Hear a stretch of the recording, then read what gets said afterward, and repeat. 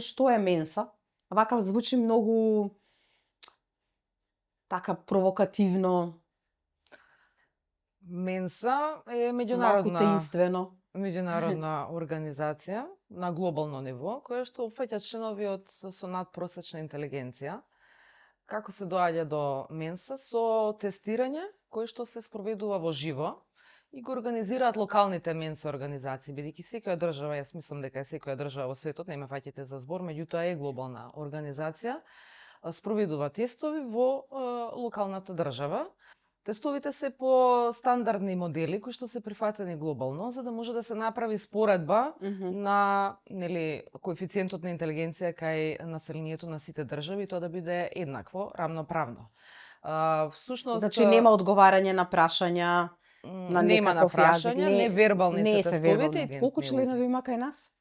Во моментов, значи со податоци до 2025 има 126. Единствената мерка која што ја имаме како податок, не можам да споредам во однос на просекот на интелигенција наспрема останатите земји, затоа што постојат некои податоци. Јас сум среќавала 92%, 98% дека е некаде просекот на луѓето на што се тестирале во Македонија, меѓутоа не се тие официјални. Од она што можеме да кажеме дека на милион луѓе, тоа се 68,6 така нешто доаѓа луѓе дека се дел од Менса.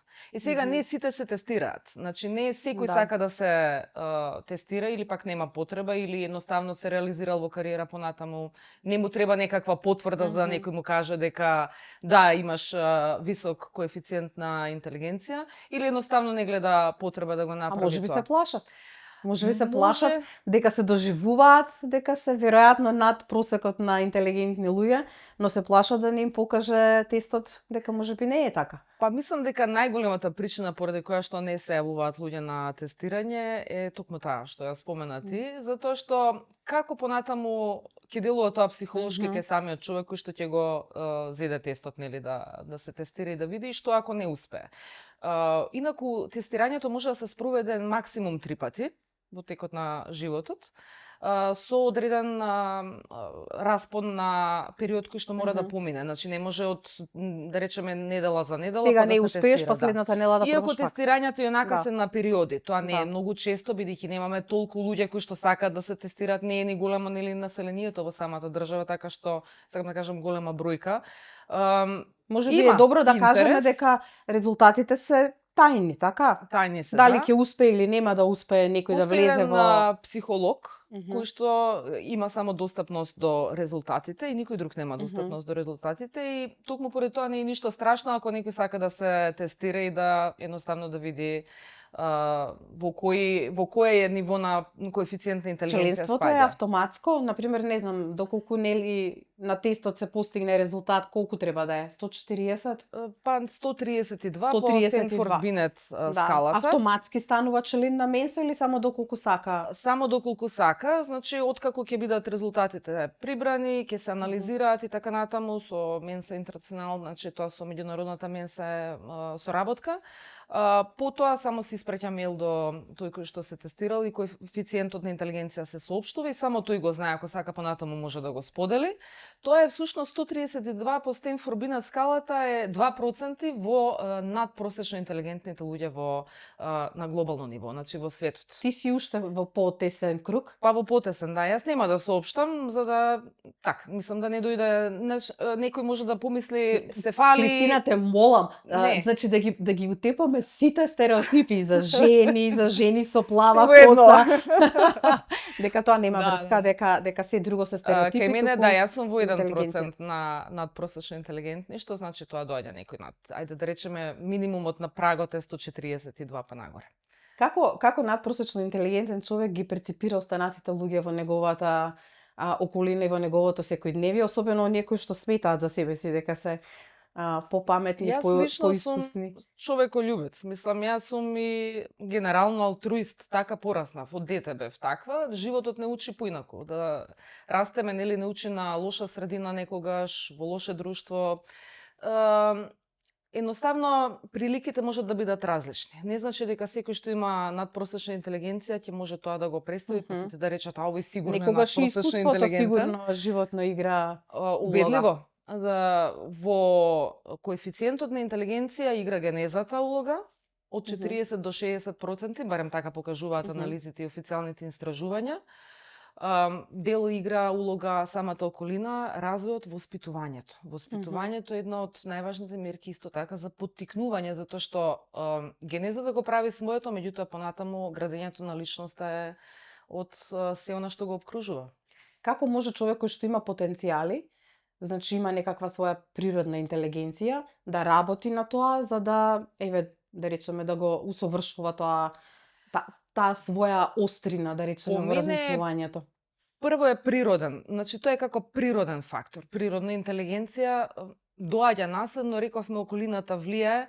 Сега видете, од има која страна некој доаѓа наследно? Јас имам слушнато и читано дека тоа доаѓа повеќе од страната на жената, односно на мајката. Да, така е, со тоа што постојат и од едната и од другата страна анализи дека може да биде комбинација на генеза од двајцата родители.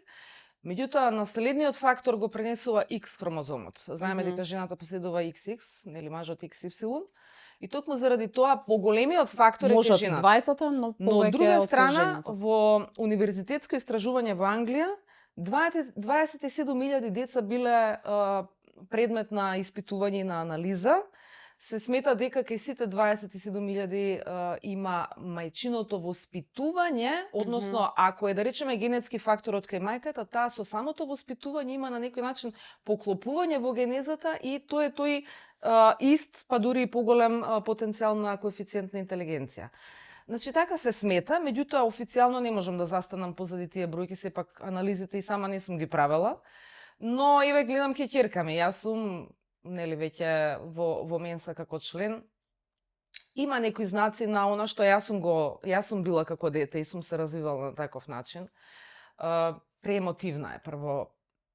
Кога нешто лошо се случи, има преголема емпатија. Значи, буквално реагира, иако апсолутно не ја допира неј за тоа. Тоа се научените патерни, всушност. Да. Проблемот го сваќа како лично свој. Викам, не треба тоа така да се гледа. Во ред да се сочувства, меѓутоа не смеме да се повредуваме самите себе. Требаше подолго време за да го свати тоа. Но интересно е што јас може и ќе напоменем еве како дојдов до тоа да се зачинам во Менса. Кога ги гледав тестовите како изгледаат, бидејќи тие се равенови прогресивни матрици, што истражуваат не се. Значи сеопфатниот коефициент на интелигенција не може да го видат, меѓутоа преку оваа скала на Стенфорд-Бинет и преку равеновата матрица може да се види брзината на донесување на логичко расудување, на просторно ориентирање, значи како едноставно брзо се решава еден логички проблем. Значи повеќе опфаќаат меморијата, логиката, одредени когнитивни вештини, што се смета дека кај надпросечно интелигентните се поголеми. Значи когнитивните вештини генерално имаат поголем опфат и повеќе ги користат. Практично интелигенцијата е еден вид на комплексна повеќе слоен начин на размислување, подлабински, за разлика од, да речеме, некој кој што нема да има толкава интелигенција и поповршно го гледа проблемот. Кај интелигентните луѓе подлабински е размислувањето и од повеќе аспекти на перцепција. Сакав да кажам за тестовите, ќерка ми до мене седи, јас сакав да видам што значи прогресивна равенова матрица, бидејќи јас апсолутно се немав со такво нешто сретното пред да одлучам да се тестирам, кој што излезе патам сосем случајно.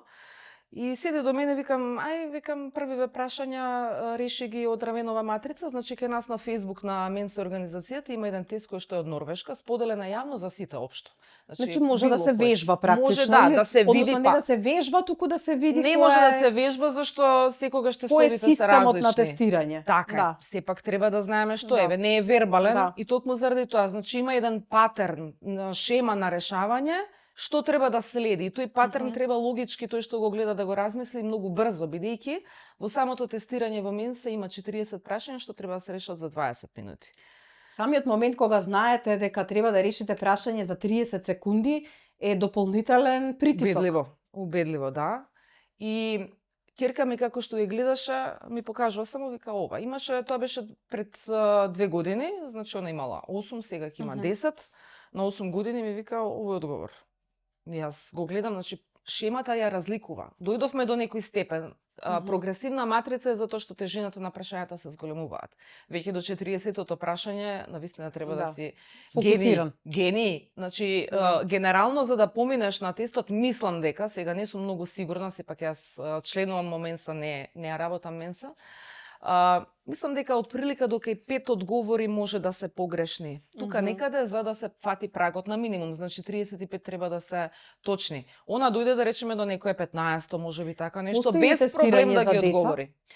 Има, да, но не се спроведува кај нас. Може би Дали во мислиш некоја дека би блиска било иднина. добро, например, децата уште од најрана возраст, доколку покажуваат тенденции, покажуваат дека се повеќе од, да речеме, нивните другарчиња од децата на нивна возраст, да се работи поинаку со тој тип на деца?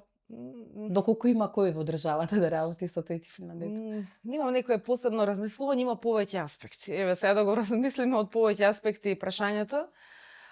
Уште кога се влегува во училиште, нели, кога се запишуваат сите првачиња, им поминуваат на одредено тестирање, јас така бев во далечната, не знам, X година.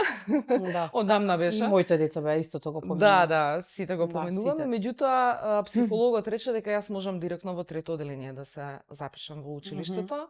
Мојот родител реши тоа да не го направи, за да не се почувствувам, да не сум доволно емоционално или социјално развиена и да почувствувам одреден недостиг постојано. Дефинитивно.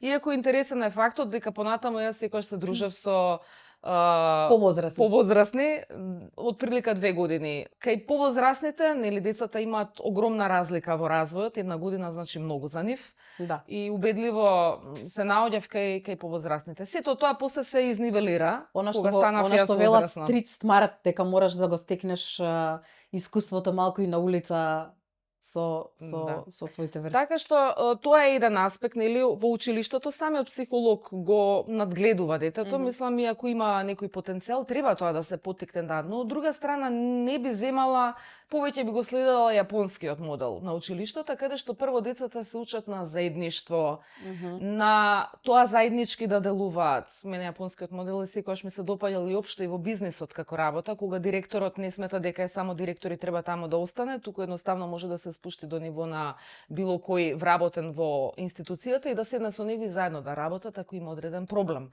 Значи, истото е и во училиштата. Тие немаат до одредена возраст тестирање. Апсолутно не ги тераат на конкуренција. Затоа подоцна кај нас се развива можеби и психолошки притисок на тестирањата кај децата и во иднина кога ќе дојдат до одреден степен, па и кога стануваат возрастни, доаѓаме до тоа да газиме преку лешеви, така, или пак да гледаме дека целта само ги оправдува средствата и дека младите едноставно се навикнуваат на таа борба меѓу себе си како да го изфрли другиот. Се додека не се гледаме како заедништво сите, дека ова општество ние го правиме и никој друг и дека со заеднички напори можеме за сечие добро да направиме, мислам дека многу тешко ќе биде за интелигентните деца. Колку возрастните членови на Менса се инкорпорирани во општеството? Колку, да речеме, структурите во државата ги користат потенцијалите на луѓето како тебе? Не мислам дека се препознава Менса во држава, значи во нашето општество како нешто кое што треба да се вреднува повеќе. Барем таков е во моментов случајот на праксата. Се плаши ли мнозинството од преинтелигентните луѓе? Не сум сигурна дали се плаши. Не би требало да се плаши, бидејќи надпросечно интелигентните луѓе, сега и од мој аспект ја зборувам, меѓутоа генерално и оние што сум ги сретнала, па еве да зборим и за големите умови каде што е докажано дека имаат висок процент на коефициент на интелигенција. Никола Тесла, да речеме, кога прави одреден проект, го прави за општото добро на генерално на човештвото, значи на целата планета, на општо на цивилизацијата. Не се истакнува како поединец, не гледа да придобие само за себе, туку едноставно сите да имаат одреден бенефит. Во суштина, барем и кај мене е тоа, јас кога што и да направам во мојата работа, во моето битисување, во моето создавање, креирање, творење на книги, не знам, било што да правам, јас гледам да тоа никого не го повреди во околината. Во суштина не треба апсолутно да се плашат, меѓутоа еве ова што го спомнавме на разлика на Може би подсвесно постои страв дека ќе се покаже, не знам, интелектуалната инфериорност, може би. тоа сигурно. Да. Тоа сигурно дека поради тоа има страв, меѓутоа тоа е погрешен страв. Затоа што луѓето кои што носат природна интелигенција треба да се искористат и да им се даде простор повеќе во места во кои што ќе можат да творат повеќе. Интелигентните луѓе не смеат да се затворат. Не смеат да се ограничат. Не смеат да им се превземат работите што ги работат или на пример тие да работат и да работат во некое ниво, некој степен нивни, а некој друг да ги користи само. Значи, треба да се оној систем на мерит или на вредности да се потенцира и да им ништо не треба ке интелигентните луѓе. Не мора ништо посебно да се направи, освен тоа што можат да придонесат за општото добро да се искористи да се даде на користење на државата. Значи, не треба да се потиснуваат бидејќи нема да направат штета. И сега имаме, на пример, што е разлика, как не може да се осети кој е интелигентен, кој не. Може во одредени решенија на проблеми и слично, кога сега заедно ќе седнеме исти проблем ќе решиме, кој побрзо, кој подобро, какво решение, системско, несистемско и така натаму, површно решение. Меѓутоа, ако некој работи на одредена позиција, еве да речеме 30 години и има искуство, и убедливо ќе го владее предметот, така? Ќе го владее извештајот, ќе ги владее статистиките, ќе знае поради едноставно. искуството и поради професионалното знаење. Но не мора да значи дека е високо интелигентен. Да. Ако тој ништо ново не создал, истото го работи совршено. И едноставно капа симнуваме. Да, го работи совршено, ги разбира работите, тоа е тоа. Меѓутоа, ништо ново не вметнал, ништо дополнително не надградил, не создал или не направил да се подобри системот во кој што оперира, тогаш можеби тој апсолутно нема високо ниво на висок коефициент на интелигенција.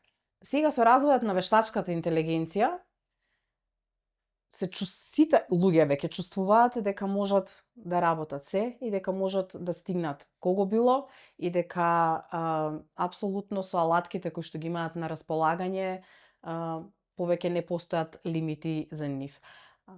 Како ти ја доживуваш вештачката интелигенција и овој нагло развој и практично усовршување комплетно, затоа што вештачката интелигенција постои во нашите животи со години и со децении, значи во различни сегменти, но сега има драматичен скок во последните 3 Сега е достапна до до 5 секој години. корисник. Така. Секој што има мобилен уред, лаптоп и слично, едноставно може Иако да тоа е пристапи. само површината на потенцијалите на вештачката интелигенција, која што ја користиме ние во секојдневието како обични луѓе, нели тие големите large language model се сосема нешто поинаку, но како тебе ти личи? Се зависи од тоа на која ниво на свесност е општо човештвото. Мислам дека си уште не сме зрели за да вештачката интелигенција ја користиме на правилен начин за да ни биде сојузник. Бидејќи вештачката интелигенција сама по себе не може ништо да создаде што ние нема да го поттикнеме. Секој промпт или наредба што го даваме на вештачка интелигенција зависи од самите нас.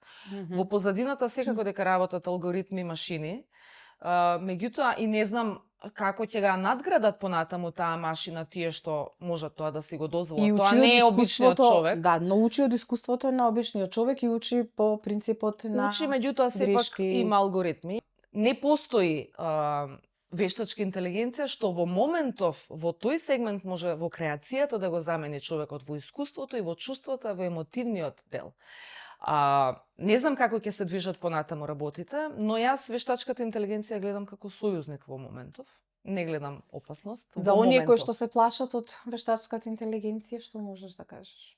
Кои што се плашат дека ќе им ги земе работните места, дека ќе им ги замени, дури па тоа е прилагодување. Се повеќе наоѓаат некој тип на партнерство, нели, во производи создадени од вештачка интелигенција. Тоа е дури момент како на психолози. прилагодување. Ако тоа работно место може да се замени и вистина во целост без да има губење на квалитет или на ефикасност, тогаш зошто постои работното место? Така, тогаш дај да се преадаптираме, да Да. имаме некој друг тип на работа Што која ќе ќе правиме ако не придонесе замени сите? И може ли да не замени сите? Во моментов не, еве само што го зборевме Да. тоа дека не може да не замени, значи она што го произведува човекот и самата енергија што ја вложува во она што го создава не може да се замени во ниеден случај. Се чувствува.